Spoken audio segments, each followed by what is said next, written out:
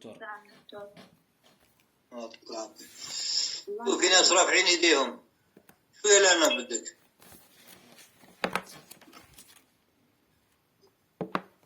لا هيني دكتور، بدي أقرأ، جبت معلومات عن الموضوع الجديد بتاع اليوم اللي راح تعطينا إياه، فإنه بدي أقرأ عنه إذا في مجال. شو عنوان التقرير تاعك؟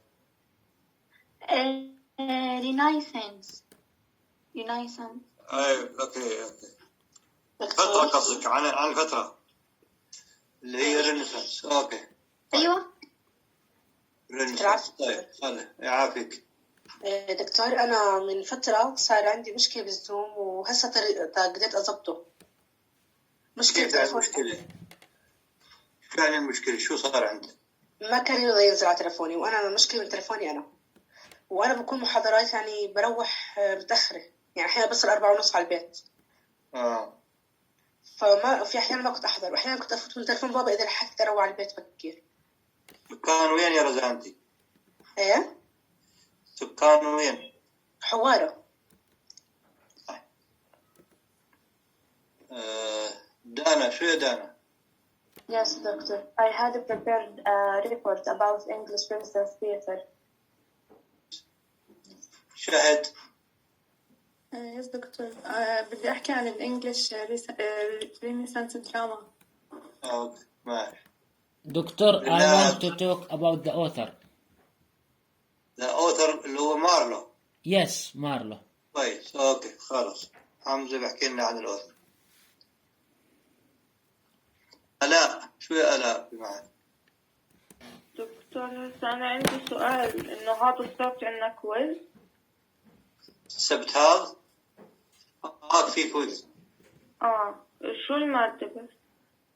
مادة اللي أخذناه، شو أخذنا إحنا بعد ما عملنا الكويز الأول؟ أخذنا مديفل دراما ودراما دراما كمان.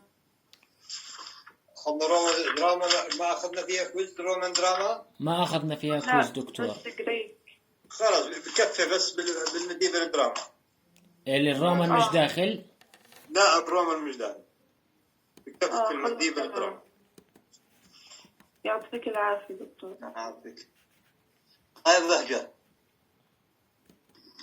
Doctor, I wanted to share my two reports, one about the sheep and shepherds in the second shepherd's play, and the second report about the characteristic of Renaissance drama.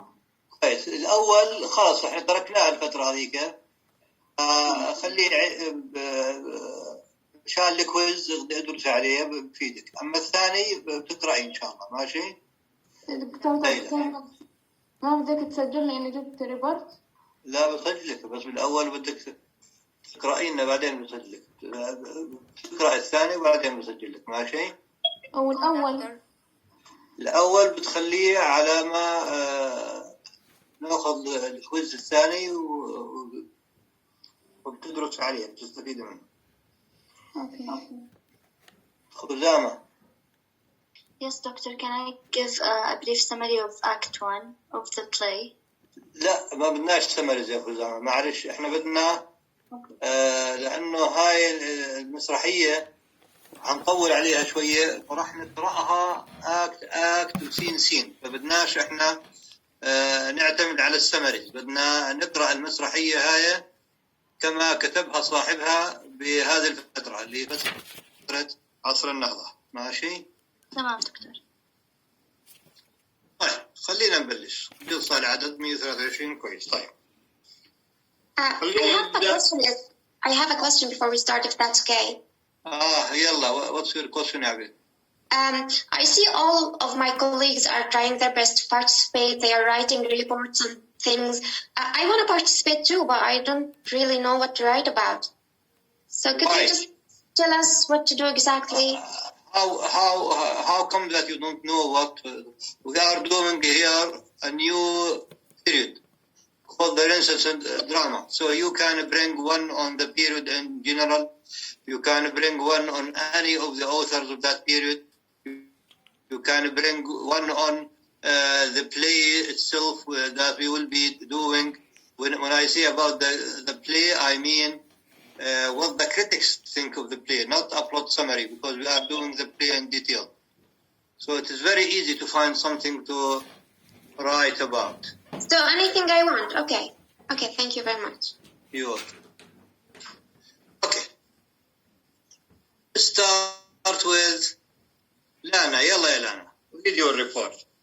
Okay. English Renaissance drama, and sometimes called Elizabethan drama, since its most important development starts when Elizabeth was Queen of England from 1558 to 63.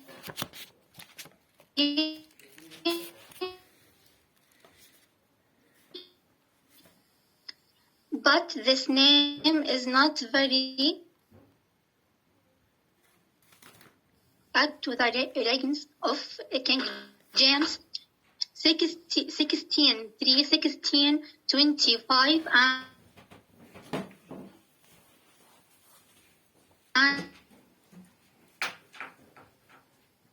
and his son to 1649. Shakespeare, for example,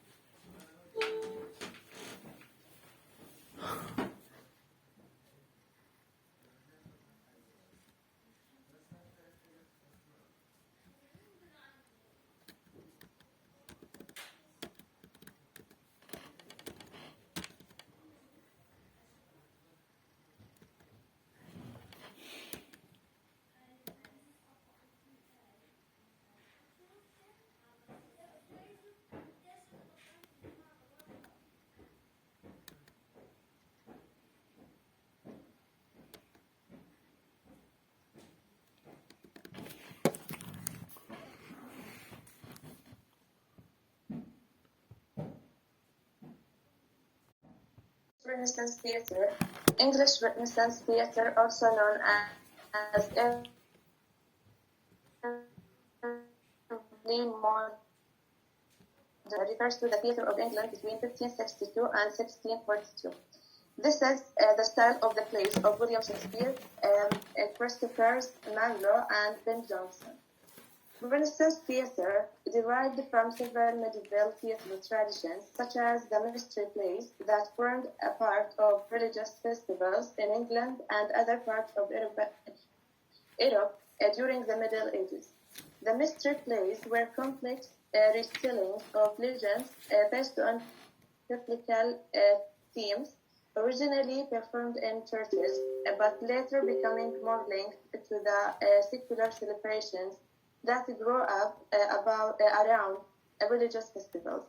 Other sources include the morality plays that evolved out of the mysteries and the university drama that attempt to recreate Greek tragedy, the Italian tradition of commedia dell'arte. I think that's right. Okay. As well as the elaborate mass frequently presented at court came to play roles in the shaping of public theatre. And according to the customs, since Elizabethan theatre did not make use of lavish scenery, instead leaving the stage largely bare with a few key props, the main visual appeal on stage was the customs. Customs were often bright in color and visually entrancing. Customs were expensive, however, so usually players wore contemporary clothing regardless of the time period of the play. Occasionally, Thank you. Now, let me comment on two things. The first one was in the first report, and the second thing in the second report. In the first report, the one before this one, you heard who was talking, Lana.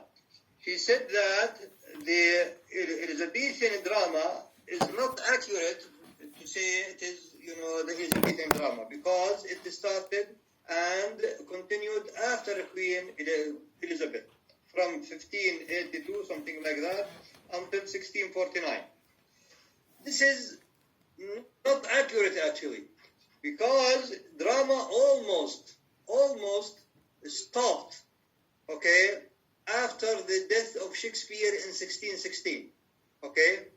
After 1616, we don't have names of dramatists who wrote dramas or something like that.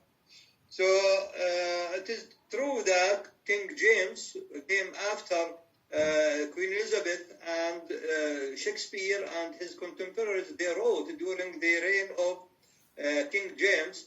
But after 1616, which is the death of Shakespeare, we don't have a new dramatist, we don't have a new plays appearing on the scene.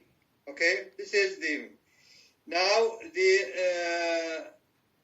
other thing in what Dana, said to us about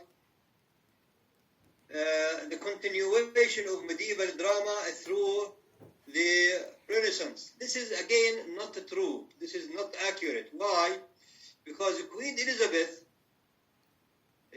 who was the Queen of England in the Renaissance, she prohibited, she prohibited the religious plays because they belong to the Middle Ages. And we said that in the Middle Ages, the church was controlling the life, and people were angry at the church when they discovered that the Romans and the Greeks were much more civilized than the English people and the Europeans in general, who lived, more than 1500 years, earlier before the English people. So in the time of Queen Elizabeth, we don't have religious plays, morality plays, or literary plays being performed on the stage. If someone wrote something like that, he wrote it and it was not performed. He wrote it and we have it because he wrote that play and it was never performed. As I said, Queen Elizabeth prohibited the performance of religious plays because they belong to the Dark Ages, to the Middle Ages. Okay. Doctor, actually, I have two questions, not a report. Two questions. When we're doing Greek, Roman, and medieval drama actors, we said that medieval drama actors weren't professional as Greek and Roman actors, but at the same time, we learned that Roman actors were slave and disrespectful, and their master can beat them up. So how can we consider them professional at the same time with this? Okay. Now, in the time of the Greeks, what's the meaning of the term to be professional? Means to have this thing as your career, to have it as your career. Now, in the time of the Greeks, we said that they started giving awards, prizes to the best author. And after some time, they started to give awards to the best actor. That means this actor was a professional person who performed more than one play.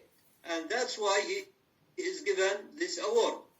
In the time of the Romans, it is true that in the time of the Greeks, they were slaves or they were from the lower classes, but they were professionals. To be that doesn't mean that they were from the nobility. No, but their career was to perform in these dramas.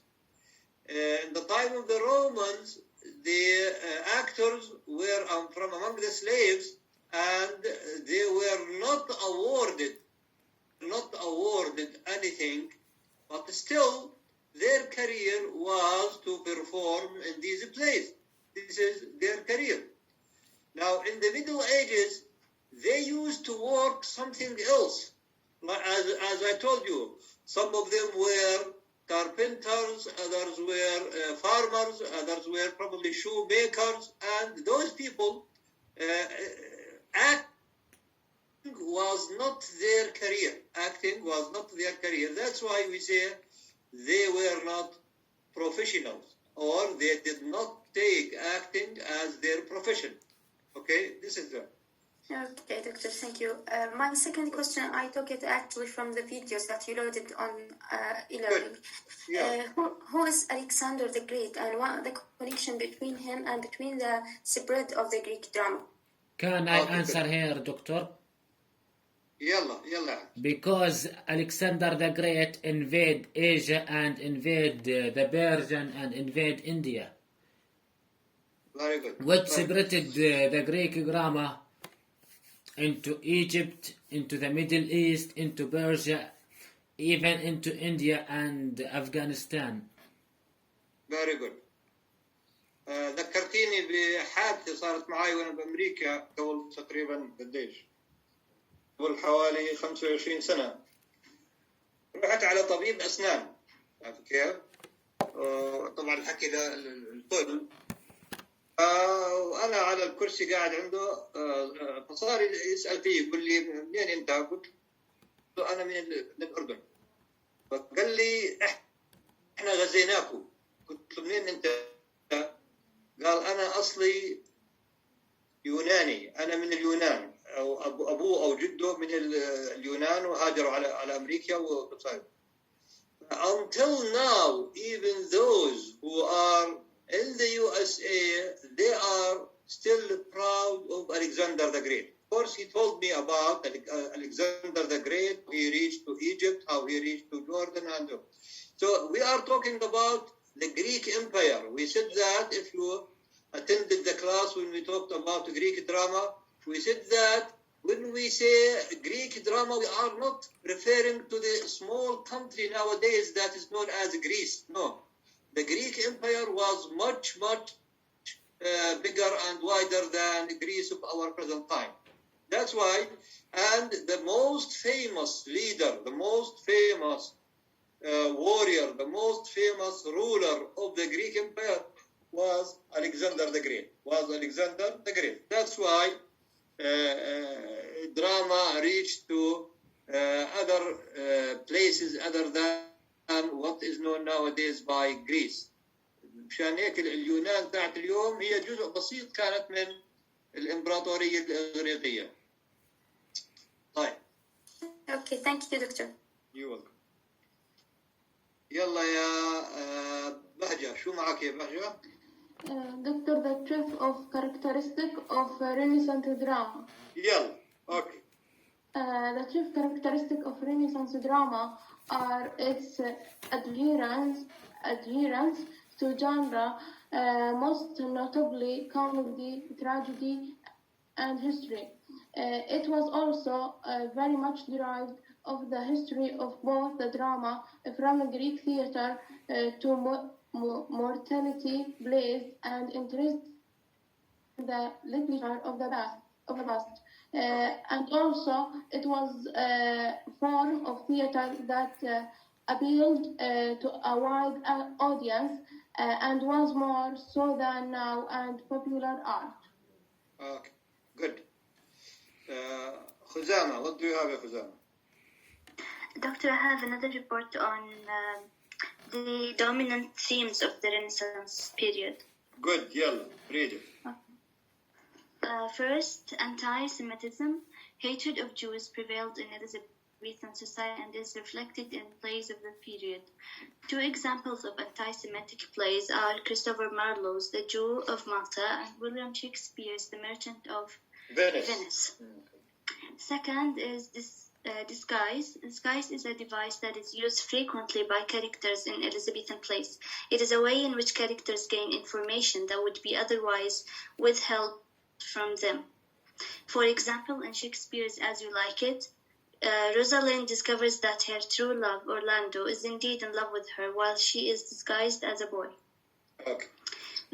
The third one is the humors. Elizabethan psychology was based on the theory of four bodily humors: blood, phlegm, black bile, and yellow bile. Proper physical and mental health supposedly depended upon a proper balance among these fluids, a particular emotion or mood was associated with each, and it was believed that if a person had too much of one humor in his body, that particular emotion would be emphasized. Ben Jonson's Every Man in His Humor is the comedy of humors. The humors were prevalent forces in the tragedies as well. Hamlet is described as the melancholy Dane, thus implying that he has too much black bile, which would make him tend to be depressed. The fourth one is revenge. Shall I continue? Yes, read. Revenge is one of the most prevalent themes in Elizabethan drama. In the plays, it is often motivated by the visitation of a ghost who delivers the story of his murder to the character who must now become the avenger. Such is the case in Thomas Kyd's The Spanish Tragedy, as the ghost of Don Andrea recounts his death, calls for revenge, and then sits outstage to watch his enemies meet their fate. Revenge is also the motivator in Hamlet, as the Prince of Denmark vows to avenge his father's murder. Okay. Thank you. So these are some of the themes. I want just to comment on the first theme, which is anti-Semitism. Now, in their time, this thing was not known, anti-Semitism. Anti-Semitism is something that the Jews, the Zionists, they created in our, not in our time, but in the previous century, in the 20th century, okay? But in their time, there was no such an accusation that is called anti-Semitism. So people were free to write whatever they want. Of course, nowadays, if you go on TV or, report to a newspaper or something like that, anything that shows that the Jews are evil, that the Jews are bad, that the Jews this and that, you will be accused of being anti-Semitic. You'll be accused. This is because of the power that the Jews are having in our present time. In that time, Jews did not have the power. On the contrary, they were minority, and people would talk about them as they were. They would say about the good is the good and about the evil as an evil.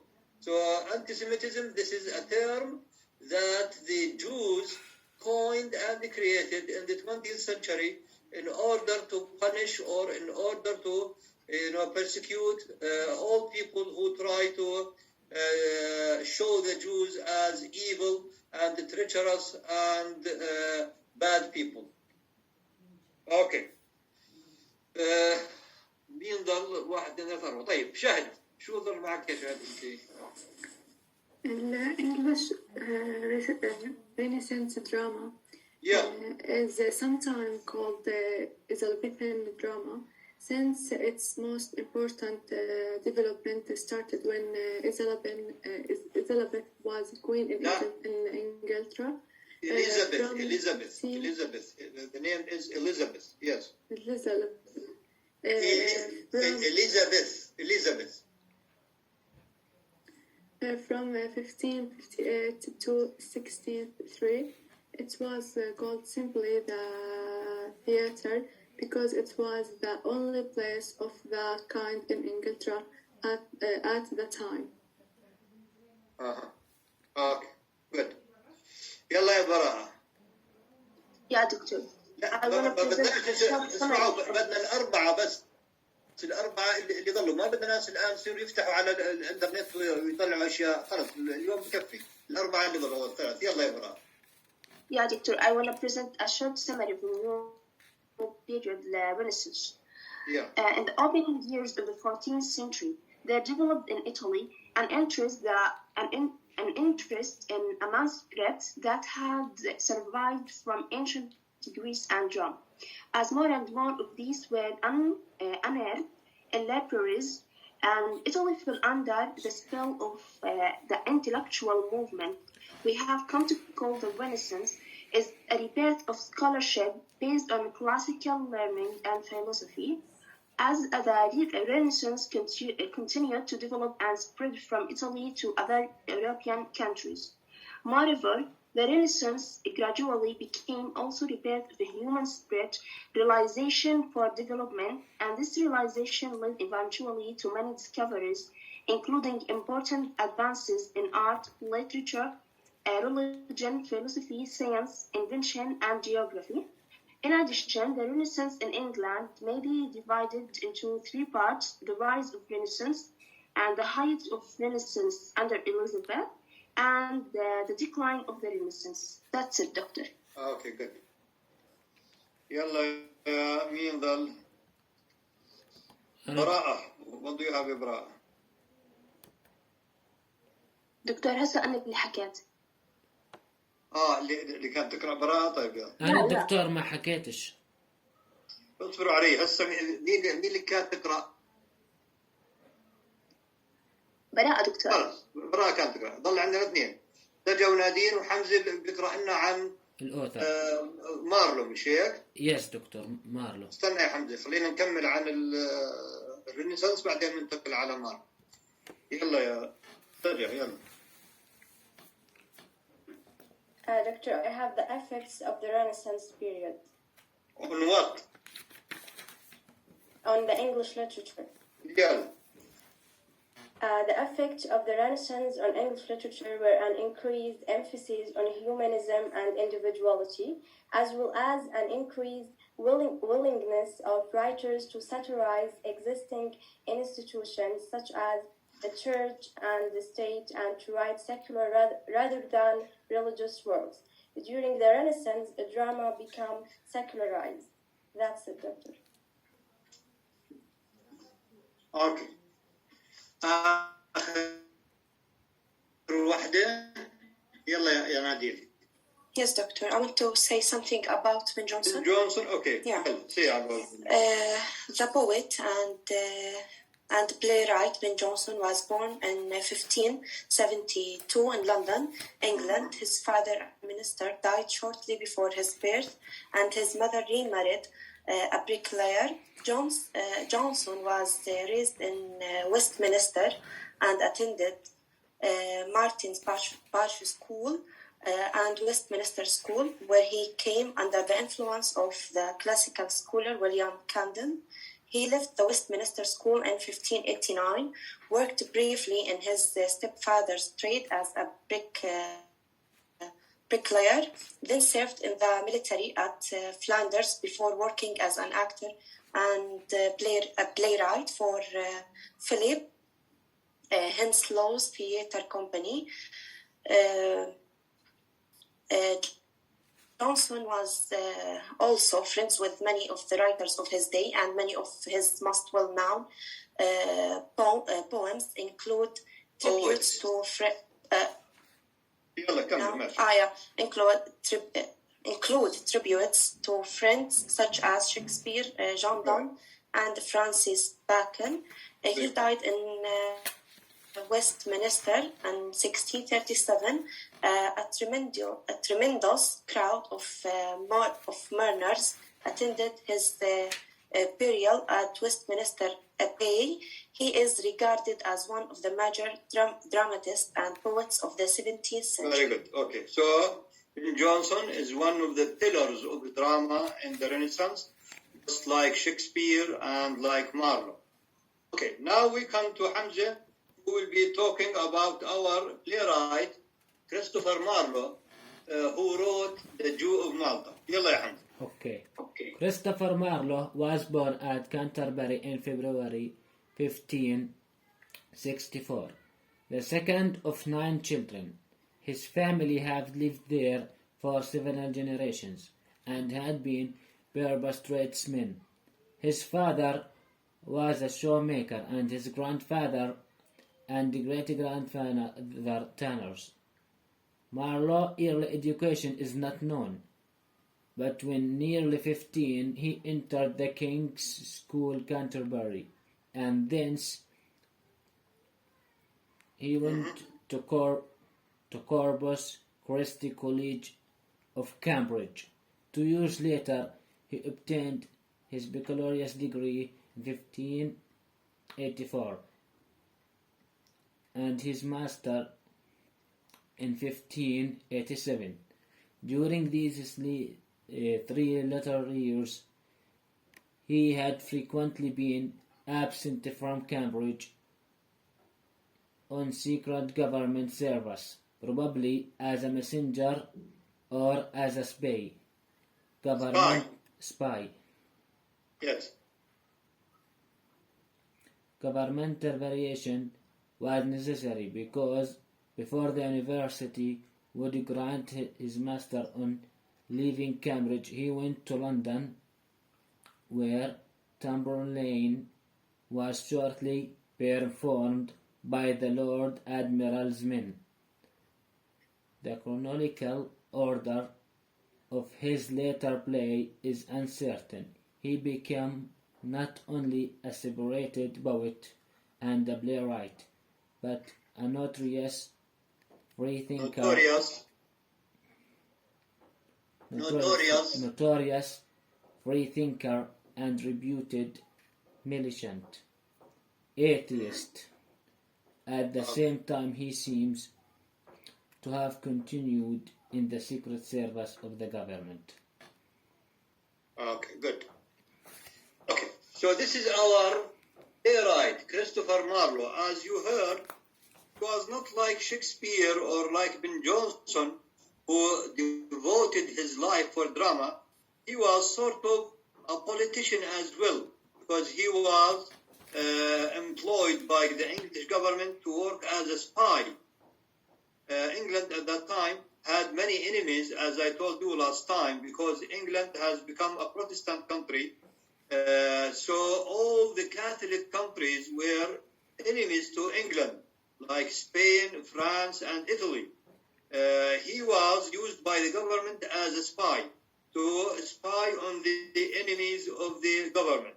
Of course, his death was catastrophic, because probably some people say that he was discovered and he was killed in that way, because of his work with the government.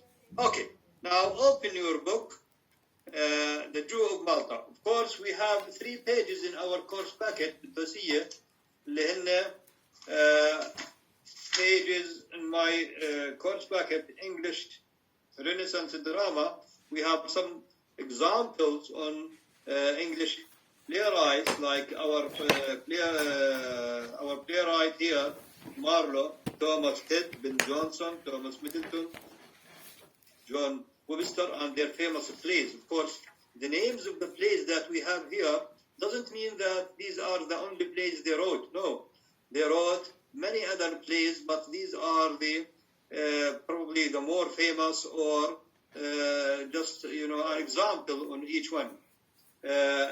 And the second title that we have, the characteristics of the Renaissance drama. We heard in one of the reports about one of the characteristics that we have now, the professional actors who are working as actors, and we have acting companies. You work for a company that is, probably working on comedy or on tragedy or on both, depending on the number of actors and the nature of that. On page 38 in my course packet, we have a list of the characteristics. We will be going over these characteristics really quick. Open your book. Number 1, it was a presentational theater. That means the English people in the Renaissance, they were interested in the decorations of the stage. We said in the time of the Greeks and in the time of the Romans, they did not have that much to show the audience on the stage, only the actors mainly talking and doing things. Now, in the Renaissance, it seems that carpenting has developed more, that carpenters were able to change the scene on the stage in a matter of 10 to 15 minutes. So they were able to show, when you are in the street, to show that on the stage that this is a street, and when you are in the bedroom, to show that this is a bedroom. They had some sort of wooden wheels, and they will carry things into the stage and out of the stage. Theaters became established and profitable. That means we said that in the time of the Greeks and the Romans, and probably also in the Middle Ages, people did not pay money to watch these plays. They were free. They were what? Free. Now here in the Renaissance, because we have real theaters and we have entertainment there for people, so people had to pay money. They had to pay money in order to watch a play. This is the meaning of theaters became established. That means we have a management for the theater and we have people paying money to see the plays. Number 3, the Renaissance theater was unified theater, allowing all social classes to attend. That means the poor and the rich and sometimes members from the royal family. But there is a big but here. They would not sit in the same place. The people from the royal family, they were sitting in balconies. From the nobilities, they were sitting in the front seats. And the poor ones from the lower classes were sitting in the back seats. Yes, Anas, you are raising your hand. إذا في مجال بدي أقرأ دكتور. شو بدك تقرأ يا أنس؟ النقاط. يلا اقرأ. كويس يلا اقرأ لنا النقطة الرابعة يلا. The Renaissance theater was an intimate theater, as the actor was no more than 40 feet from his audience. Okay, what does this mean? It means that the audience was very close to the theater, and probably you noticed in the cartoons of the ones that I uploaded for you, we are told that sometimes when the audience do not like the play or do not like one actor, they would be throwing tomatoes and potatoes and eggs at the actor. So that means they were very close to the stage. And sometimes when the play is a famous one, you might be seeing people sitting on the edge of the stage. That means about 2 meters from the actors. يلا يا أنس بعديها. Performances of the same play were repeated while this play was new. Then a few times, until after about a year and a half, the play would cease to be performed. Okay, good. Because people, loved drama at that time and loved some plays, so were performed 35 times. 35 times. That means for 2 months or 3 months, okay, one play keeps, being performed by the actors. Okay, yes. The next one. The roles were performed by professional actors, all of whom were men. Young men performed the female roles. In fact, certain actors specialized in tragic roles, while others performed only comic roles. Okay, so until now, we have no women on the stage. From the beginning of drama, the Greek period, Roman period, medieval period, Renaissance period, okay, this is more than 1,500 years, okay? We don't have women on the stage. We don't have women as actresses. Yes, the next one. There were certain dramatic gestures used consistently to signify to the audience specific emotions.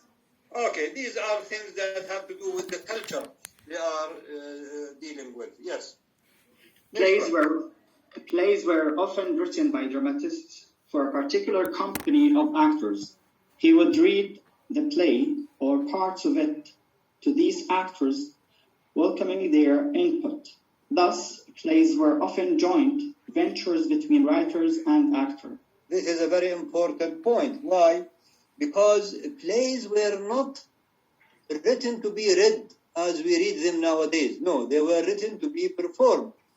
And the playwrights were cooperating with the actors, with the director, with the manager of the theater when they write a play. The playwright, as you heard, would be reading for the actors. And sometimes one actor might be saying to the playwright, "This is too long for me. I can't memorize this." And the playwright would be decreasing the number of words or the number of lines. Or one actor might be saying, I can't utter this word, I can't pronounce this word, and the playwright would be changing that word to suit the actor. Okay, yes. Masks and such that were performed by courtiers were replaced by these plays. Okay. Now, before the appearance of the Renaissance plays, as you heard in one of the recordings that I uploaded for you, masks were very popular. Masks means, it is like a party in which people, were put on masks on their faces, and they dance and they perform, things usually would start after midnight until dawn. Now, with the appearance of this type of plays where we have those professional actors, people stopped going to masks and started going to the established theaters. So these are, generally speaking, the major characteristics of the Renaissance drama. Now we have 5 minutes or so to start reading from our play. Open your book and let me just give you an idea about our play. We have on page 4, if you have the same book that I have, the prologue. Prologue is like an introduction to the play. It is not said by one of the characters. Rarely it is said by one of the characters. Usually someone reads it to the audience. In the prologue, which is the introduction, usually the playwright asks the audience to be patient and to be kind and, not to try to say this play is bad before they finish watching it or something like that. So it is type of, you prepare the audience for the play. As we said, the English audience were very hard to please. When they hate a play or they hate an actor, they would be throwing tomatoes and eggs and oranges and all whatever they have in their hands at the actors. So the authors were very scared when a play performed for the first time. They were begging sort of the audience to be patient and to wait until they see the whole book. So if you look at this, we have more than one prologue. We have the prologue spoken at the court. We have another one underneath that is just a prologue, and then the prologue to the stage at the cockpit theater, and then we have the epilogue. That means these are different introductions to suit the different places this play was performed on. As we said, some of the plays were performed 35 times, and people would, some people would attend the same performance 5-6 times, okay? Because in their time, they did not have TVs, they did not have clubs, they did not have cafes. The theater was the only place where people can go and spend the long nights and, socialize with each other. And again, in one of the recordings that I sent to you, we have people who are selling oranges and tomatoes and probably other things for people attending the play to eat and to spend good time with their friends while watching the play. Just like nowadays when we go to the cinema, we have popcorn or drinks or something like that. Okay, now on page 7, we have the dramatis persona. That means the actors. That means what? The actors. The first one is Machiavelli. He is the one who reads the prologue. He is the one who reads the prologue. We will talk about Machiavelli after we finish the play. But now, he is not one of the actors in the play, but he is the one who reads the prologue. Then we have Barabbas, the Jew. So we have a Jew here, because the title of the play, The Jew of Malta. So the place is not England, even though the writer is an English writer, but the setting is in Malta. Malta is an island in the Mediterranean. Then we have the governor of Malta, Ferniz, and then we have Salim Kalimat. This is the Turkish leader. So we have Muslims here in this play.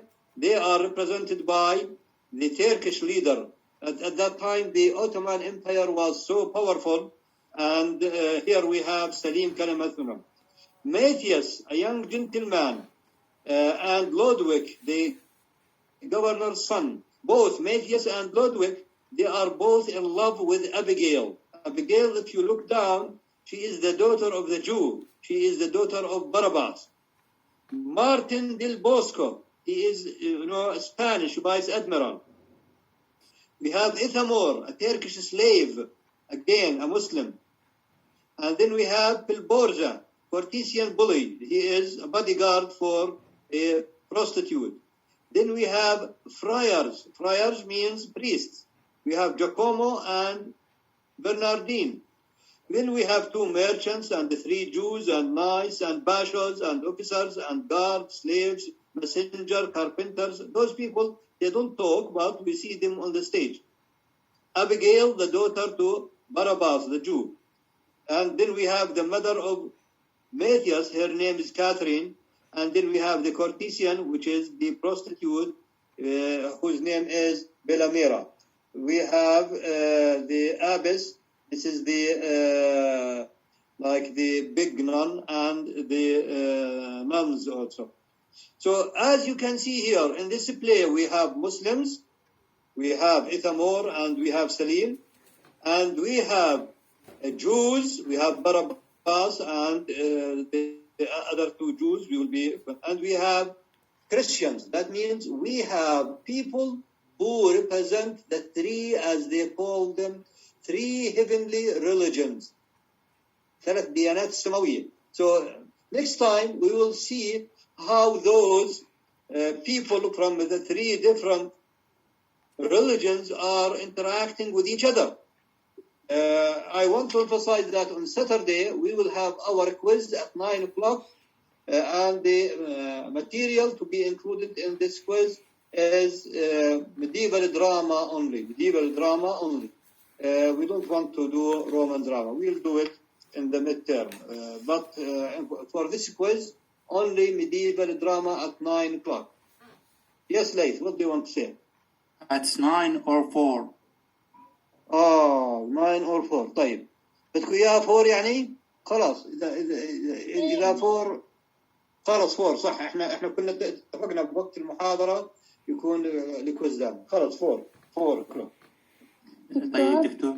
إن شاء الله دكتور. إن شاء الله. طيب. دكتور the second shepherd's play داخلة؟ طبعا. ما هي هاي medieval play. Okay, thank you. داخلة. Doctor, we just have 2 plays. كيف 2 plays؟ لا احنا عندنا بس المادة تاعت الميديفال بيريود مع السكند shepherd's play. We have 1 play. 1 play and the material on the medieval drama. ماشي؟ Okay, we will have more plays after. طبعا احنا بدنا نعمل الآن جو مالطا، بدنا نعمل كمان واحدة من القرن العشرين، القرن اللي هو القريب جدا علينا، اللي صار فيه شيء اسمه مودرن دراما. What's the name of the play? خليها هسه هاي بآخر الفصل. الآن احنا بدنا نشتغل على جو مالطا. اوكي دكتور. هاي هالة شو بتسألي؟ يعطيك العافية دكتور. عافيك. دكتور ممكن تسمع لنا الملاحظة هيك شوي، يعني لو ما تعصب أو إشي زي هيك، بس والله هي شغلة بنات، يعني إحنا كلياتنا عم نحكي عنها. إنه شوي إحنا ماشيين، إنه إحنا شوي ماشيين كأنه زيادة، يعني إحنا كتير سريعين في المادة. أنا إحنا ما هلا اسمعيني. أنا صار لي بدرس 21 سنة كويس. كنا نعطي بأول ما جيت أيام التدريس المضبوط، كنا نعطي ضعف المادة اللي أنتم الآن تأخذوا. فأنتم الآن تأخذوا مادة مخففة، تأخذوا مادة، يعني صرنا الآن بدل ما نعطي المسرحية نفسها نعطي ملخص المسرحية. أخذنا إحنا كم مسرحية؟ أخذنا لحد الآن 3 مسرحيات، وكليات عبارة عن إيش؟ ملخص. بالأيام القديمة كنا نقرأ المسرحية نفسها، كنا خلال أسبوع نخلص المسرحية كامل. أنتم الآن بالأسبوع بنخلص ملخص مسرحية بكون بس صفحتين يعني ثلاثة. دكتور احنا مش مطلوب منا نعرف المسرحية نفسها، احنا بس مطلوب منا نعرف السمري والانالايز تبعها. اللي بناخذ المسرحية نفسها بتكون هي مطلوبة، اللي بناخذ السمري مطلوب بس السمري. ماشي؟ يعني دكتور والله أنا مش عم بلحق بالمرة، يعني أنا بحكي عن حالي مثلا، أنا مش عم بلحق أكمل المادة، يعني أنا بجوز بالذات أنا بحكي لك إنه إحنا كنا نعطي بالأول المسرحيات كاملة، الآن صار بس مسرحيتين كاملات والباقي نعطيه عبارة عن ملخص قصير جدا عن المسرحية.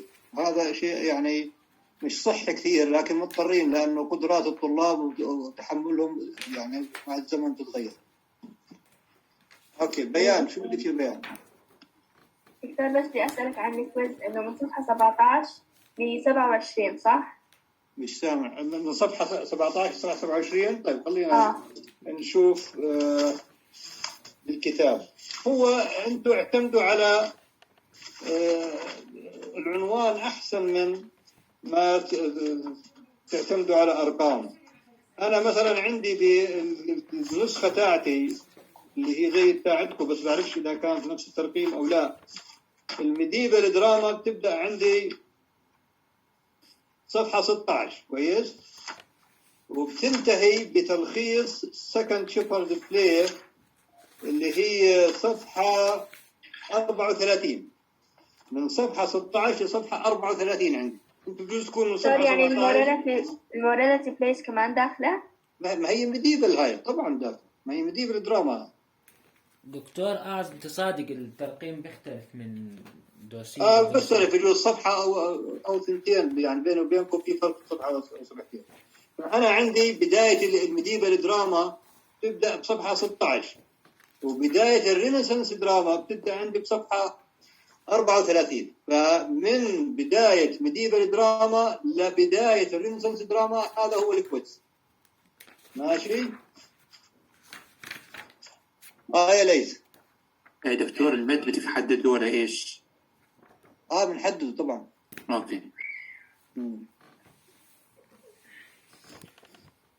خلاص يلا، يعطيكم العافية، واشتروا المسرحية تاعت الجوب مالطا واقرأوا الميديفال دراما عشان تضبطوا بالكويز تاع يوم السبت. خلاص الكويز الساعة 4 بوقت المحاضرة. يعطيك ألف عافية دكتور.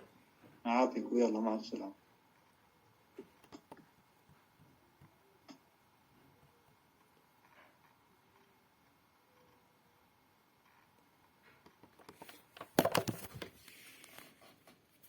دكتور.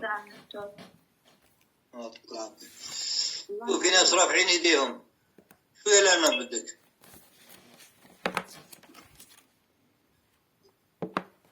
لانا هيني دكتور بدي أقرأ، جبت معلومات عن الموضوع الجديد تاع اليوم اللي رح تعطينا إياه، فإنه بدي أقرأ عنه إذا في مجال. شو عنوان التقرير تاعك؟ رينايسانس. اوكي. فترة قصدك عن الفترة اللي هي رينيسانس. اوكي. ايوه رينيسانس. طيب خلي يعافيك. دكتور أنا من فترة صار عندي مشكلة بالزوم وهسه قدرت أضبطه. مشكلة تليفون. شو يعني المشكلة؟ شو صار عندك؟ ما كان يرضى ينزل على تليفوني، وأنا المشكلة من تليفوني أنا، وأنا بكون محاضرات يعني بروح متأخرة، يعني أحيانا بصل 4:30 على البيت. فما في أحيانا ما كنت أحضر، وأحيانا كنت أفوت من تليفون بابا إذا لحقت أروح على البيت بكير. سكان وين يا رزانتي؟ إيه؟ سكان وين؟ حوارة. دانا، شو يا دانا؟ Yes, doctor. I had prepared a report about English Renaissance Theatre. شاهد. Yes, doctor. بدي أحكي عن الإنجليش Renaissance drama. أوكي، ماشي. دكتور, I want to talk about the author. The author اللي هو مارلو. Yes, مارلو. كويس، اوكي خلاص. حمزة بحكي لنا عن الوصف. آلاء، شو يا آلاء بمعنى؟ دكتور هسه أنا عندي سؤال، إنه هذا السبت عندنا كويز. السبت هذا؟ في كويز. شو المادة بس؟ مادة اللي أخذناها، شو أخذنا إحنا بعد ما عملنا الكويز الأول؟ أخذنا ميديفال دراما صح ولا لا؟ ودراما دراما كمان. أخذنا رومان دراما، ما أخذنا فيها كويز رومان دراما؟ ما أخذنا فيها كويز دكتور. بس جريك. خلاص بكفي بس بالميديفال دراما. اللي الرومان مش داخل؟ لا الرومان مش داخل. بكفي في الميديفال دراما. يعطيك العافية دكتور. يعافيك. هاي بهجة.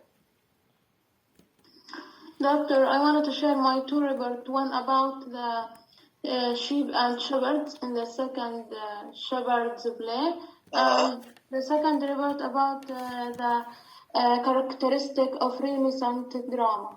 كويس. الأول خلاص احنا تركناها الفترة هذيك. خليه مشان الكويز ادرس عليه بفيدك. أما الثاني